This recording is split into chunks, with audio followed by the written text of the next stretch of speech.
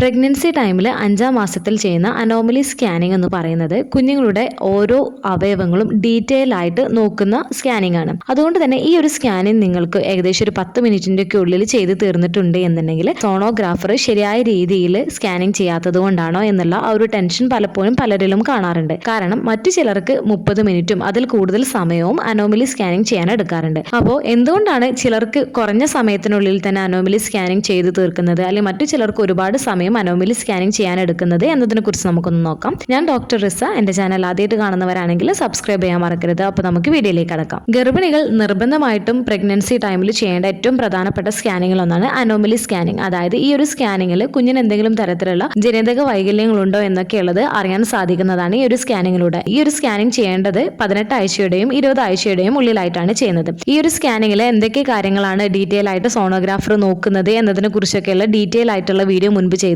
കാണാത്തവർക്ക് വേണ്ടിയിട്ട് അത് കണ്ടു നോക്കാവുന്നതാണ്. സാധാരണയായിട്ട് അനോമലി സ്കാനിംഗ് ചെയ്യുന്നതിനുള്ള ടൈം എടുക്കുന്നത് ഏകദേശം ഒരു 20 to 30 മിനിറ്റ്സ് ഒക്കെയാണ് എടുക്കാറുള്ളത്. എന്നാൽ ചില കേസുകളിൽ ചില ഗർഭിണികൾക്ക് 10 മിനിറ്റിന്റെ ഒക്കെ ഉള്ളിലായിട്ട് തന്നെ ഈ ഒരു അനോമലി സ്കാനിംഗ് എടുത്ത് തീരുകയും ചെയ്യാറുണ്ട്. അപ്പോൾ ഇങ്ങനെ പെട്ടെന്ന് തന്നെ ഈ ഒരു അനോമലി സ്കാനിംഗ് ചെയ്ത് തീർക്കുന്നത് അവർ ശരിയായ രീതിയിൽ ഡീറ്റെയിൽ ആയിട്ട് കുഞ്ഞിന്റെ അവയവങ്ങളും കാര്യങ്ങളൊന്നും നോക്കാത്തത് കൊണ്ടാണോ എന്നുള്ള ആ ഒരു ടെൻഷന് മിക്ക അമ്മമാരെയും അലട്ടുന്ന ഒരു പ്രശ്നം തന്നെയായിരിക്കും. അപ്പോൾ എന്തുകൊണ്ടാണ് ചിലർക്ക് കൂടുതൽ സമയം എടുക്കുന്നത്, അല്ലെങ്കിൽ ചിലർക്ക് കുറച്ച് സമയത്തിനുള്ളിൽ തന്നെ ഈ ഒരു സ്കാനിംഗ് ചെയ്ത് തീരുന്നത് എന്നതിനെ കുറിച്ച് നോക്കാം. ഫസ്റ്റ് ബേബി പൊസിഷൻ ആണ്. നിങ്ങളുടെ കുഞ്ഞ് ഐഡിയൽ പൊസിഷനിലാണ് കിടക്കുന്നത് എന്നുണ്ടെങ്കിൽ സോണോഗ്രാഫർക്ക് ആവശ്യമായിട്ടുള്ള മെഷർമെന്റും അതുപോലെ തന്നെ ഓരോ കാര്യങ്ങളും വ്യക്തമായിട്ടുള്ള രീതിയിൽ പെട്ടെന്ന് തന്നെ പരിശോധിക്കാൻ സാധിക്കുന്നതാണ്. എന്നാൽ ചില കേസുകളിൽ ചില കുഞ്ഞുങ്ങൾ ശരിയായ രീതിയിലല്ല കിടക്കുന്നത് എന്നുണ്ടെങ്കിൽ, അതുപോലെ തന്നെ കുഞ്ഞിന്റെ ഫേസ് ഒക്കെ അവരുടെ കൈ ഉപയോഗിച്ചിട്ട് മറച്ചിട്ടൊക്കെയാണ് കിടക്കുന്നത് എന്നൊക്കെ ഉണ്ടെങ്കിൽ സോണോഗ്രാഫർക്ക് വ്യക്തമായ കാഴ്ചകൾ, അവയവങ്ങളെ കുറിച്ചുള്ള ഡീറ്റെയിൽ ആയിട്ടുള്ള കാര്യങ്ങളൊക്കെ ലഭിക്കാൻ കുറച്ച് ബുദ്ധിമുട്ടുണ്ടാക്കുന്നതാണ്. അത് കുറച്ച് സമയം എടുക്കുന്നതിന് കാരണമാവുകയും ചെയ്യുന്നതാണ്. ചില കേസുകളിൽ കുഞ്ഞ് കിടക്കുന്ന position correct അല്ലാത്തതിനാൽ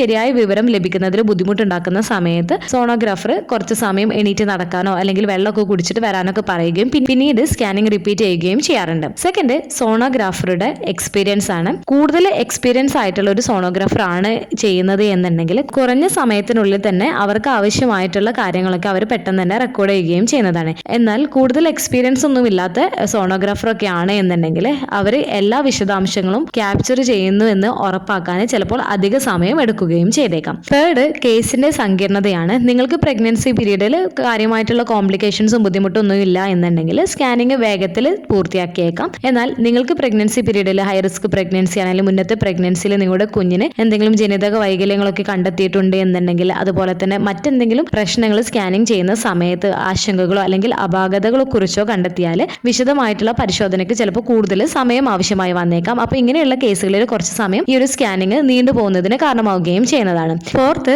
mothers body type ആണ്. കുഞ്ഞിനെ വ്യക്തമായി കാണുന്ന സന്ദർഭങ്ങളിൽ സ്കാനിങ് കുറച്ച് സമയം എടുക്കുകയുള്ളൂ. എന്നാൽ അമ്മ ഒരുപാട് തടിയുള്ള ആളാണ്, അതുപോലെ തന്നെ അമ്മയുടെ വയറിൽ ഫാറ്റ് ഡെപ്പോസിറ്റ്സ് ഒക്കെ കൂടുതലാണ് എന്നൊക്കെ ഉണ്ടെങ്കിലും ചിത്രത്തിന്റെ ഗുണനിലവാരത്തെ ബാധിക്കുന്ന മറ്റ് ഘടകങ്ങളുള്ള അമ്മമാർക്ക് സ്കാനിങ് കൂടുതൽ സമയമെടുത്തേക്കാം. അപ്പോൾ അനോമലി സ്കാനിങ് ചെയ്യുന്ന സമയത്ത് കുറഞ്ഞ സമയത്തിനുള്ളിലാണ് നിങ്ങളുടെ സ്കാനിങ് ചെയ്ത് തീർന്നിട്ടുള്ളത് എന്നുണ്ടെങ്കിൽ നിങ്ങളുടെ സ്കാനിങ് ശരിയായ രീതിയിൽ എടുത്തിട്ടില്ല എന്നുള്ളതല്ല അർത്ഥമാക്കുന്നത്. സ്കാനിങ്ങിന്റെ ഗുണനിലവാരവും സോണോഗ്രാഫറുടെ എക്സ്പീരിയൻസും അൾട്രാസൗണ്ട് ചിത്രങ്ങളുടെ വ്യക്തതയെയും ആശ്രയിച്ചിരിക്കുന്നുണ്ട്, എടുത്ത സമയം മാത്രമല്ല. അപ്പോൾ സാഹചര്യങ്ങളെല്ലാം നല്ലതാണ് എന്നുണ്ടെങ്കിൽ പെട്ടെന്ന് തന്നെ പരിശോധിക്കാൻ കഴിയുന്നതാണ്. ചിലർക്ക് 10 മിനിറ്റിന്റെ ഉള്ളിൽ തന്നെ ഈ ഒരു സ്കാനിങ് എടുത്ത് തീരുകയും ചെയ്യാറുണ്ട്.